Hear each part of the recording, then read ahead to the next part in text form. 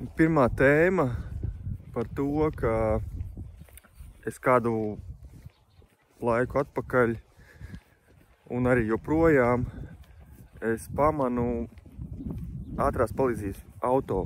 Braucam no kāda mājām uz slimnīcu droši vien. Protams, tas ir kaut kādā mērā par mani. Es zinu, ka man pašam vienkārši bija tas, cik reizes sauc uz mājām ātro palīdzību agrāk. Jo man likās, ka man sirds lec pa muti ārā un ka es tūlīt nomiršu un protams, tā visdramatiskākā epizode man bija ierakstot šo video gads un 4 mēneši atpakaļ, kad bija īstas bailes par to, ka es varētu šeit vairs nebūt. Un es saprotu tos cilvēkus, kas ir tajā pašā laivā. Es tur biju, es tur vairs neesmu.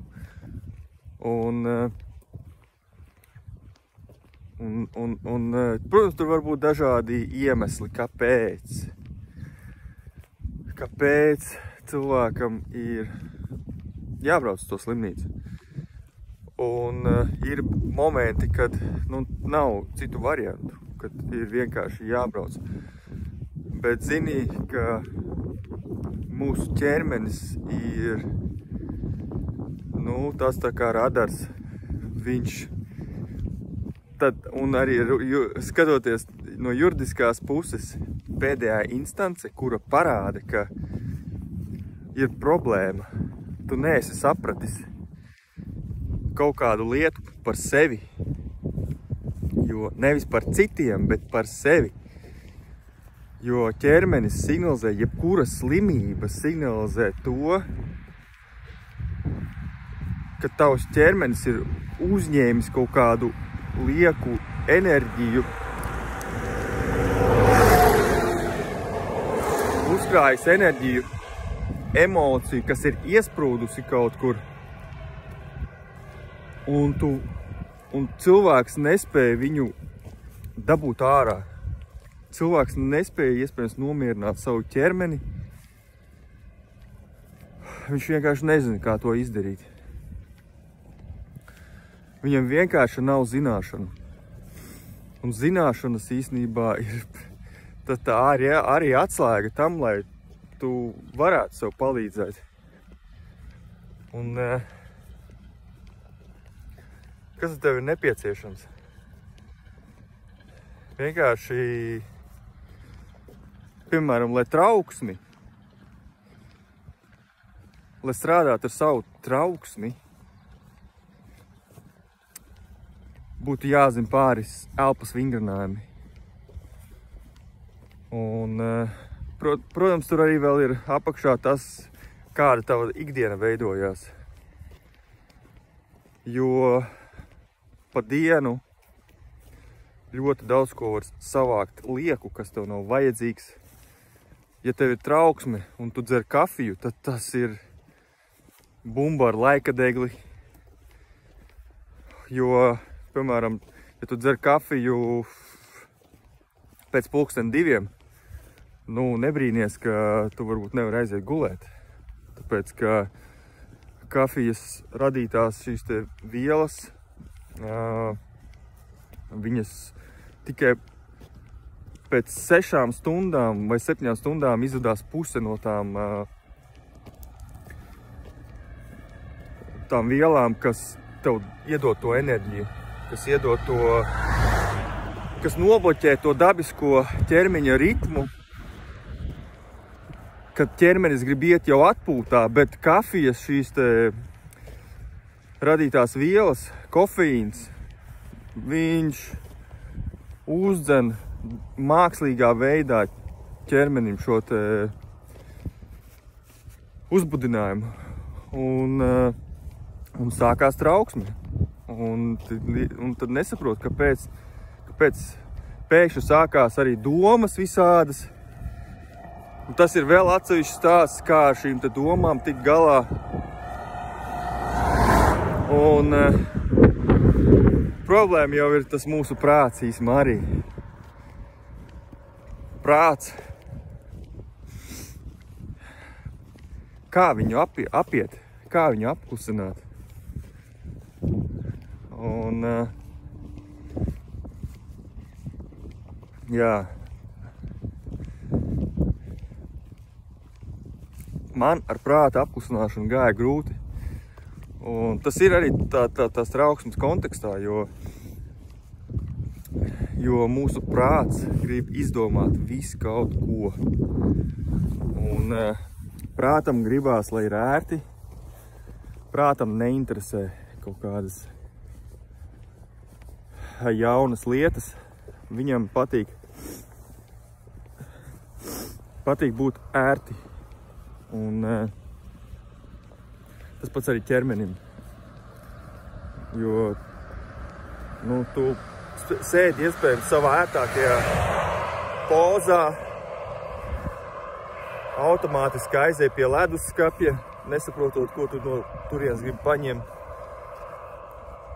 Un mēs esam tik daudz, mūsu ķermenis ir tā iemācīts darīt lietas automātiski, ka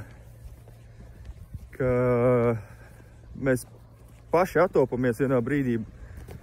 Pagaidi, kurš sēdēja pie stūres pēdējās 5 minūtes? Es īsumā nesēdēju pie stūres.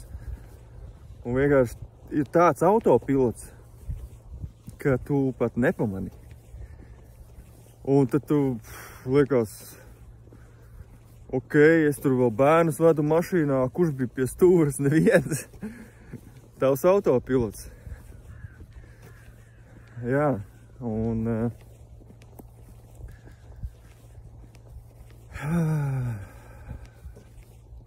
vienkārši ir jāpaņem ieelpa un izelpa. Un ja tu to ietrenē, tu pat vari ar šo elementāro instrumentu izpūst ārā kaut kādu savu stresu. Un vienkārši dienā kaut vai 20 reizes praktizē to. Un viss.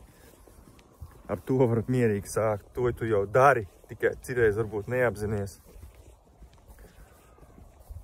Un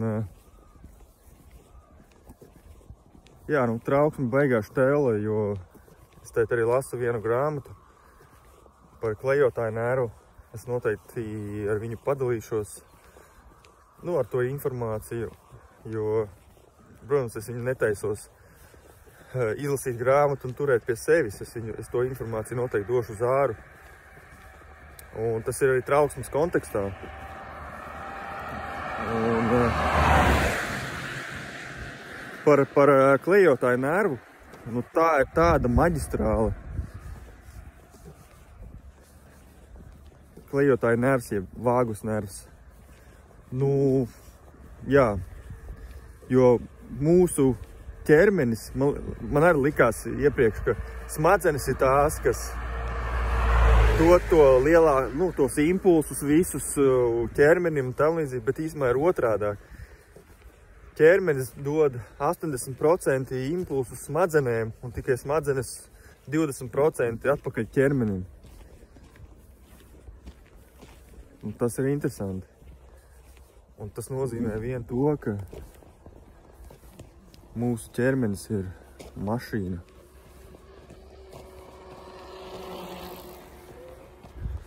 Mūsu ķermenis ir nenormāla mašīna.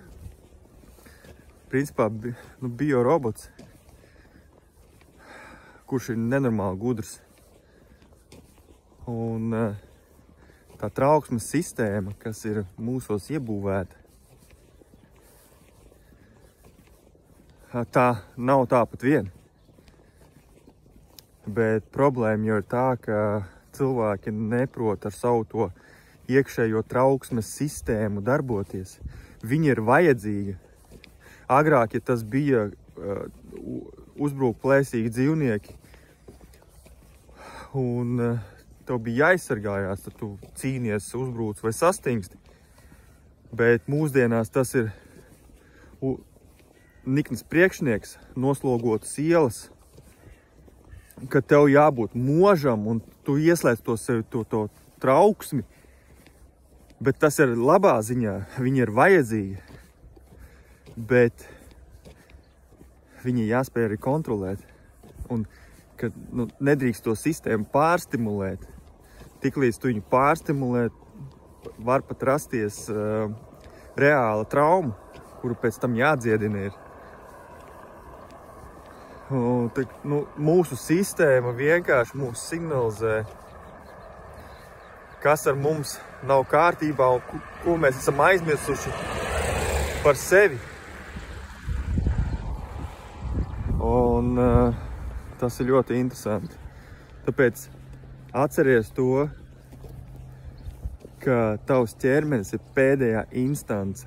Ja tu saslimsti, kaut vai ir puņķi, tas nozīmē, ka tev ir skumjas. Tev ir skumjas iespējams par to, ka tu kaut ko sev neatļauj. Tev liekas, ka tu neesi kaut ko pelnījis vai pelnījusi, un tu vienkārši esi aizmirsis par sevi. Un tu mēģini tagad, vai arī tu vienkārši esi nolicis sevi pēdējā vietā. Un tev reāli ir skumjas par to. Un tev trūkst enerģijas, tāpēc, ka tu neesi padomājis par sevi. Un lūk, ka mūsu ķermenis mums ir mūsu dakteris ārsts, kurš mums rāda priekšā. Tā tev tagad būtu jāpiedomā par savu dzīvesprieku. Un zini ko? Nedzer arī kafiju, jo tas tev toči neiet labumā. Kas tev tas par ieradumu? Tavs iekšējais dakteris ar tevi runā, bet bieži vien jau mēs nedzirdam. Mēs negribam dzirdēt. Te man ir salīdzinājums. Ja es esmu apģērbies jakā, ja es tagad staigātu pliks, man būtu dabiska vēlme apģērbties. Es ilgi nepastaigātu. Bet kāpēc mēs nespējam sevi sadzirdēt tajos brīžos, kad mums ķermenis kliedz vienkārši? Apstājies, palīdzi sev. Vienkārši uzņem enerģiju un samazini to informācijas daudzumu, kas caur tevi iet, kas tevi vienkārši ārda ārā. Tā informācijas gūzme ir nenormāla. Un vienkārši apstājies. 2 dienas paņem pauzi. Un vienkārši ieklausies savā ķermenī. Viņš tev dod signālus.